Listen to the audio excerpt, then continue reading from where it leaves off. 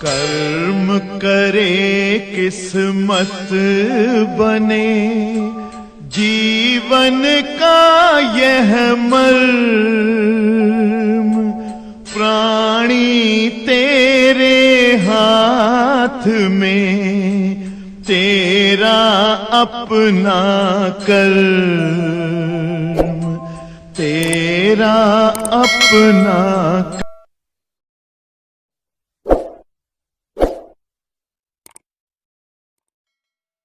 मगर बच्चों यहां हम आपको एक शब्द बताना चाहते हैं, विभेदन सीमा और विभेदन क्षमता। यहीं पर जान लीजिए, अगर दो वस्तुएं बहुत नजदीक हों, बहुत निकट रखे हों, और हम उनको प्रकाशिक यंत्र द्वारा देखें, चाहे सूक्ष्मदर्शी द्वारा देखें और चाहे दूरदर्शी द्वारा देखें, उनका प्रतिबिंब अलग अलग प्राप्त करें, इसी स्टेमिना या ताकत या गुण को विभेदन क्षमता कहा जाता है। माने दो निकटवर्ती वस्तुओं के प्रतिबिंब को प्रकाशिक यंत्र द्वारा अलग अलग प्राप्त करने की क्षमता विभेदन क्षमता कहलाती है।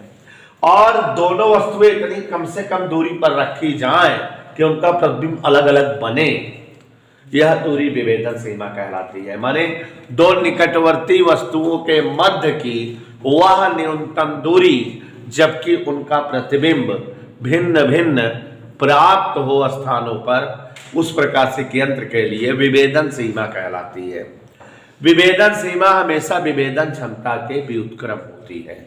विभेदन सीमा जितने कम होगी विभेदन क्षमता उतना ज्यादा। माने दोनों के बीच की दूरी जितना कम से कम रहेगी उतना ज्यादा से ज्यादा विभेदन क्षमता होनी चाहिए। विभेदन सीमा ज्यादा होने के लिए विभेदन क्षमता कम होगी। माने यंत्रों की विभेदन क्षमता विभेदन सीमा के व्युत्क्रम अनुपाती होती है। अब बच्चों हमारे पास दो ही प्रकाशिक यंत्र यहाँ यूज हो रहे हैं, सूक्ष्मदर्शी दूरदर्शी।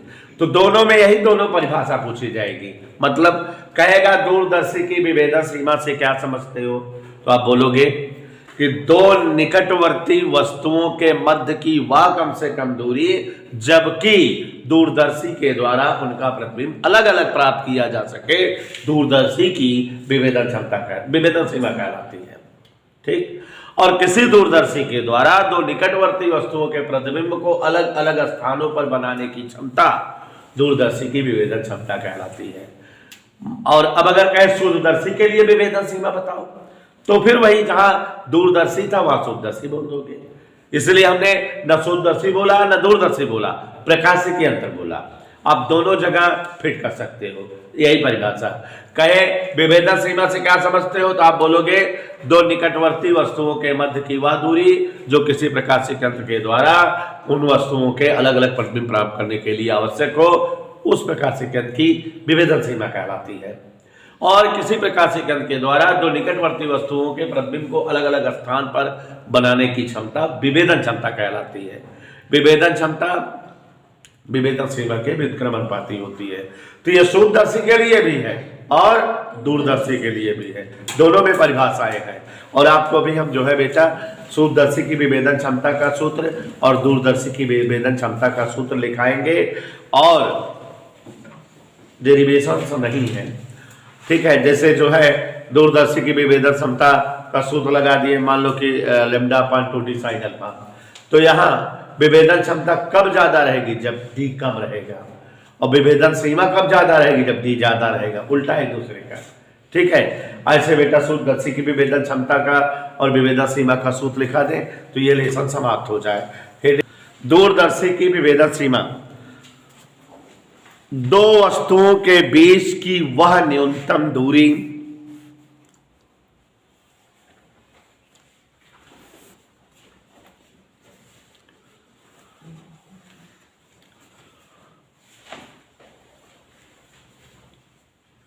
जबकि वस्तुएं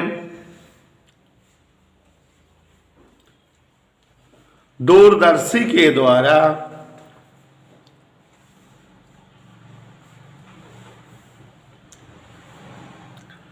अलग अलग दिखाई दे सकें,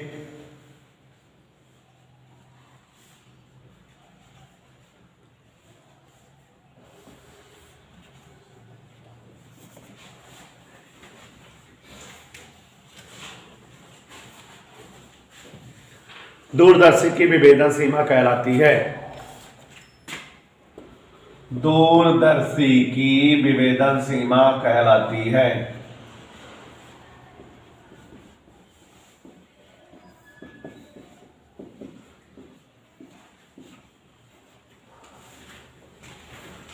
लिखा, दूरदर्शी की विभेदन सीमा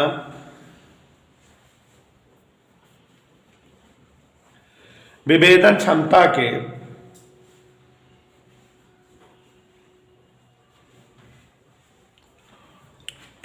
व्युत्क्रम अनुपाती होती है।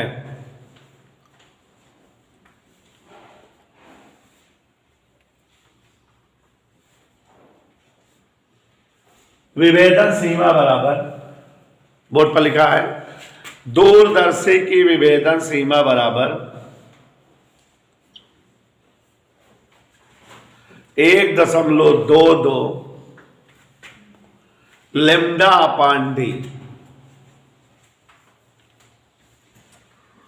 अंसाल में आ जाता है कभी कभी, जहां लैम्डा बराबर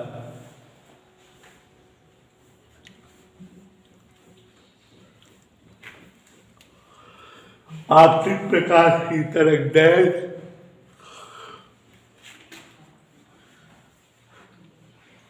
न्यू लाइन से डी बराबर दूरदर्शी के अभिदृश्यक का द्वारक, आपतित प्रकाश की तरंगदैर्घ्य डी बराबर दूरदर्शी के अभिदृश्यक का द्वारक। अब यहां आदित्य एक बात समझने की है, ध्यान से देखिए, जो एग्जाम में पूछा जाता है बिंदु 2 नंबर का, दूरदर्शी की विभेदन सीमा की शुद्ध बिंदु बेटा क्या है, 1.22 लैम्डा बटा डी, ठीक है। और दूरदर्शी का विभेदन क्षमता विभेदन सीमा की उल्टा होती है। कहता है दूरदर्शी की विभेदन क्षमता कैसे बढ़ाई जा सकती है, तो विभेदन क्षमता बढ़ाने कह रहा है, इसका मतलब विभेदन सीमा क्या करे, घटाने।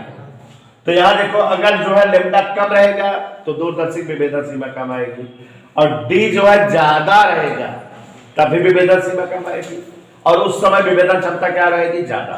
तो दूरदर्शी की विभेदन क्षमता बढ़ाने के लिए सूत्र से स्पष्ट है कि डी का मान ज्यादा होना चाहिए, माने दूरदर्शी का द्वारक बड़ा होना चाहिए, जिससे विभेदन सीमा कम आए और विभेदन क्षमता ज्यादा मिले, ठीक। तो यही किया जाता है। पूछता है दूरदर्शी की विभेदन क्षमता बढ़ाने के लिए क्या करना चाहिए, अधिक द्वारक वाले अभिदृश्यक का प्रयोग करना चाहिए, जिससे विभेदन सीमा कम मिले, विभेदन क्षमता ज्यादा मिले।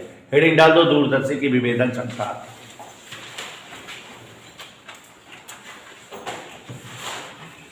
लिखो, आवाज नहीं, किसी दूरदर्शी के द्वारा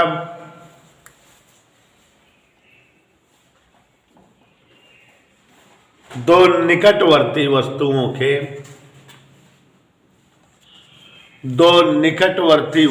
के प्रतिबिंब को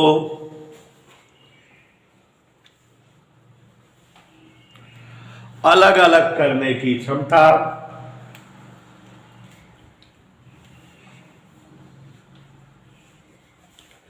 दूरदर्शी की विभेदन क्षमता कहलाती है।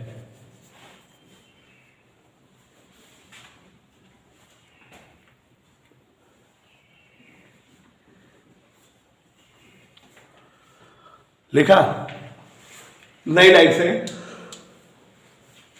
दूरदर्शी की विभेदन क्षमता बढ़ाने हेतु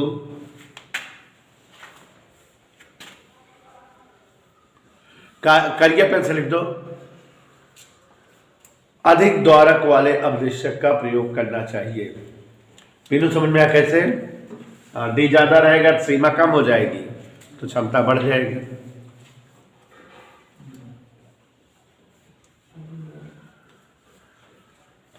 अधिक द्वारक वाले अभिदृश्यक का प्रयोग करना चाहिए। हेडिंग डाल दीजिए, सूक्ष्मदर्शी की विभेदन सीमा। सूक्ष्मदर्शी की विभेदन सीमा, हेडिंग डालिए जरा।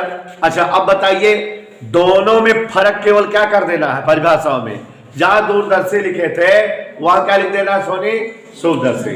हमारी परिभाषा क्या हो जाएगी बताइए, दो वस्तुओं के बीच की वह न्यूनतम दूरी जबकि वस्तुएं सूक्ष्मदर्शी द्वारा अलग अलग दिखाई दे सके सूक्ष्मदर्शी की विभेदन सीमा कहलाती है। याद रहेगा कि नहीं? लिख लोगे, सूक्ष्मदर्शी की विभेदन सीमा बराबर, सूत्र लिख दो, सूक्ष्मदर्शी की विभेदन सीमा बराबर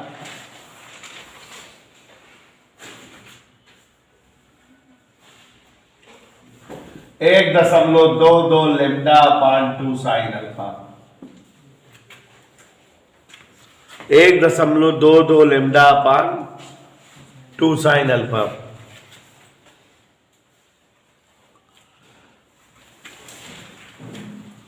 ठीक है, सूक्ष्मदर्शी की विभेदन क्षमता और विभेदन सीमा पूरा वर्णन वही उतार लीजिए, जहां जहां दूरदर्शी है वहां वहां सूक्ष्मदर्शी लिख करके।